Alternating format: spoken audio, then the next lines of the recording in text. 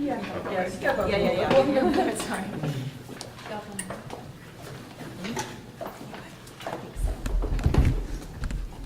You need to get in more, Shane. I'm okay here. We are pleased that the judge in this case denied the defendant's motion to dismiss on all grounds with the exception of one, which we will amend. Today, I think what is clear is that UAB is attempting to escape responsibility and liability on technicalities. We know that something really wrong happened here.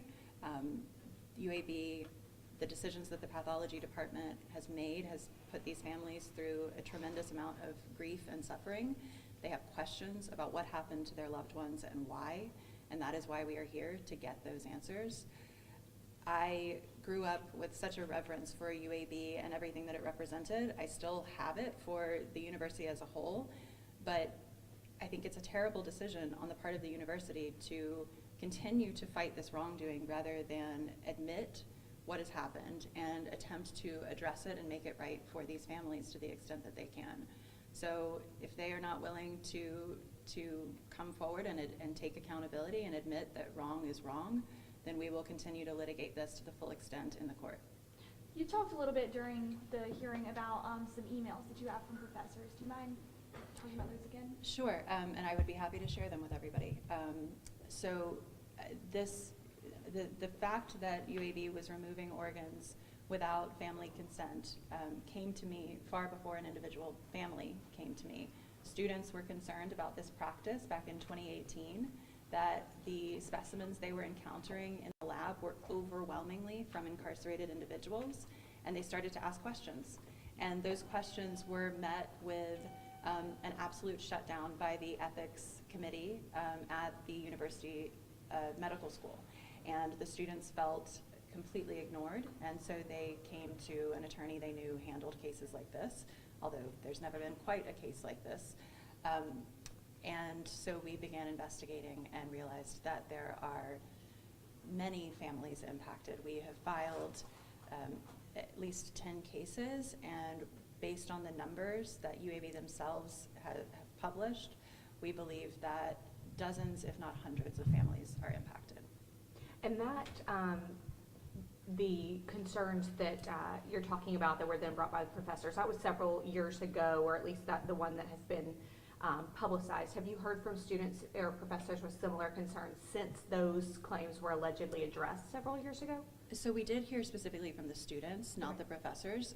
Professors, we have email exchanges with professors that show that they were made aware of what was happening. And after the students raised their concerns, what happened is that the university removed the identification label that said where the organs were coming from. And so the students right now don't know whether they are still operating or testing or practicing on organs that were taken unlawfully. So would ADOC cut their contract, or UAB backed out? What about the federal prisons? Do they still have a contract? We don't know.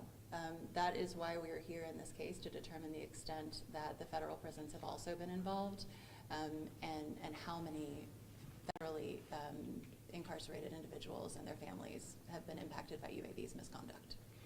This might be to you, Lauren, or to the Harrell family. If you would have been asked if you would have liked an autopsy, would you have wanted one? At the time, we would have. Mm-hmm. We wanted to know his sudden death. Right. Of course, we would have, yes. But would you have consented to the university keeping his organs for Not knowing anything, yes, we would have, because we wanted to get to the bottom of it. Oh, wait, and then you misunderstood the question. Would you, if you knew that they were going to be tested, if students were going to be working on his organs, would you have allowed that? No, of course not. Right. No. But you would have consented to figuring out how he died, and Exactly. if they had to take tissue samples, that would have been Yes. acceptable. So, Ivana, I think you bring up a really important point, which is we are not here because we object to legitimate autopsies. Correct. We are not here to organ donation or medical research. I'm an organ donor. Yeah. So, this is not a question of whether we should be supporting medical research. We absolutely should, but it's very simple. You ask consent. You get permission from the families. You don't return bodies with organs missing. It's simply barbaric. That's it. So So how did you manage to, the crux of this case is a federal regulation. How did you manage to get around that statute? I don't think the crux of this case is the federal legislation. I think, so in this lawsuit involving a person who was incarcerated in federal prison, we have brought the lawsuit against UAB. The responsibility to seek permission from the families and to notify families if there's an intention to retain organs, even if it is for testing, lies with the pathologist, lies with UAB. And UAB did not fulfill that obligation here. In fact, they did quite the opposite. They actively sought to hide that knowledge from the families. And so one of the pathologists we talked said there is no reason to keep the organ as part of an autopsy. You only take slide samples. Is that what you found out as well? Yeah, I think it's important to recognize that I'm a lawyer, that we will be consulting with medical experts, but the medical experts we have spoken to clearly state that this is not uniform practice across the country. This is not acceptable conduct for a pathologist to engage in.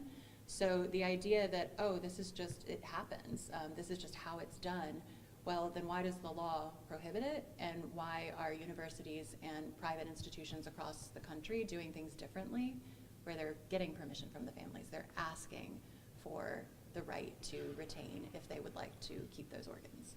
Have you consulted with the DA as far as why there were no criminal charges? I'm not going to answer that question.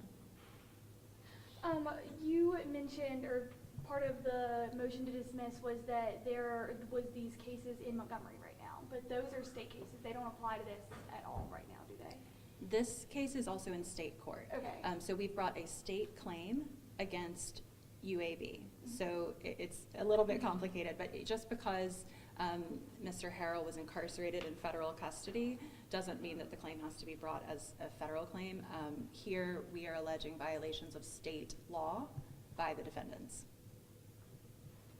Thank you. We appreciate it. Thanks. Do you have anything else you wanted